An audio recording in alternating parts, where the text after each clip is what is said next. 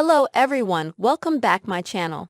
King Charles, Prince Harry reconciliation is not impossible, but will be a slow burn author. King Charles reportedly wants to make amends with his estranged son Prince Harry, but peace talks won't come easily. The claim was made by Daily Mail contributor Robert Hardman, author of The Making of a King, King Charles III and the Modern Monarchy.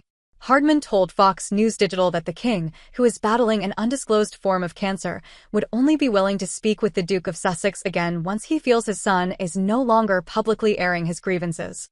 People keep asking, could Harry come back into royal life? Could he do this? Could he do that? You never say never with the royals, Hardman explained. But I think a good starting point is to get back to a situation where it's perfectly normal for Harry to visit the UK and see his father with his kids and Meghan Markle, too, if she wants to. We sense that she doesn't like coming to Britain at all, claimed Hardman about the Duchess of Sussex. But if you get to a situation where they come over now and then to see Grandad, once it happens once or twice, and it becomes normalized, they can start building from there. It's going to be a slow burn, yes, but no, the door is not slammed shut, he added. Hardman believes Harry should attempt to make peace with his father if he ever desires to return to the royal fold in any capacity. He described Prince William, heir to the British throne, as very dutiful, a royal who will prioritize the crown over his relationship with his younger sibling, which is said to be non-existent today. William is less radical than his dad, said Hardman. They do things differently. They have their own different opinions on certain things. But they work as a team.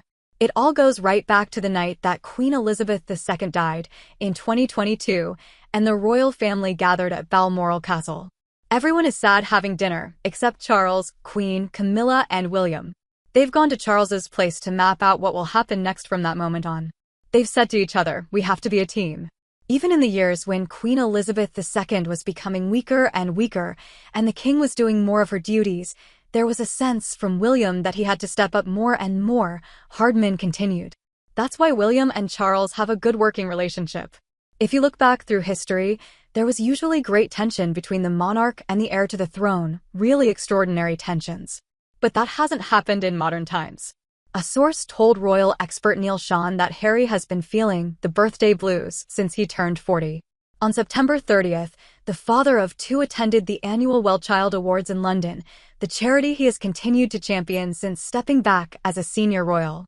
Harry was keen to get some opinion on exactly where he stands within the UK market and admitted to my source that he had birthday blues about hitting 40, but also added that he was excited about the next decade, Sean told Fox News Digital.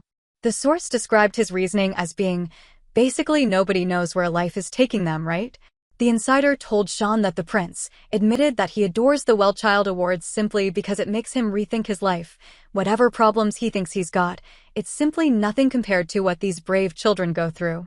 The source noted that Harry misses the UK on a day-to-day basis. The source claimed to Sean that Harry would consider coming back to live in London full-time again if he had it his way, but once you have children, your life is no longer your own. The Duke and Duchess of Sussex share two young children, Prince Archie, 5, and Princess Lilibet, 3. They are being raised in California.